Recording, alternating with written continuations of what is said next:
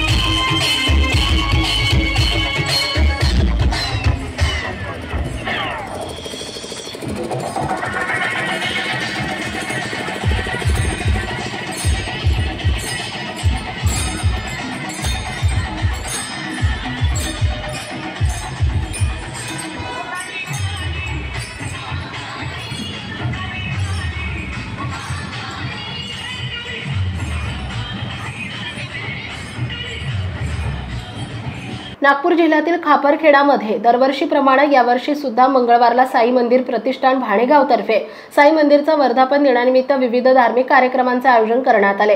सोबतच खापरखेडा दहेगाव वीज केंद्राचे मुख्य अभियंते विलास मोडघरे यांच्या हस्ते पूजा अर्चना करून पालखी सोहळा आणि भव्य शोभायात्रा काढण्यात आली। भाणेगाव प्रकाशनगर ते अण्णामोड ही शोभायात्रा काढण्यात आली। या शोभायात्रेत राष्ट्रीय एकात्मतेची झलक पाहायला मिळाली। लाइटिंग, बग्गी, घोडे, भजन मंडळे, महापुरुषांचे आणि देवी देवतांचे वेशभूषेत बग्गीवर बसलेले चिमुकले आकर्षणाचं केंद्र ठरले। बग्गीमध्ये डॉक्टर बाबासाहेब आंबेडकर यांच्या वेशभूषेतील हातात संविधान घेऊन असलेल्या चिमुकल्यानं तसेच घोड्यावर बसलेल्या छत्रपती शिवाजी महाराजांच्या वेशभूषेतील योगेश जालंधर यांनी लक्ष वेधून घेतले। शोभायात्रेला पाहायला शेकडो लोकांनी गर्दी केली होती। भाणेगाव ते अण्णामोड मार्गावर विविध संस्थेनं नाश्ता, पाण्याचे स्टॉल लावून शोभायात्रेतील साई भक्तांना अल्पोपहार वितरित केले। शोभायात्रेत महिलांचा अधिक समावेश दिसून आला।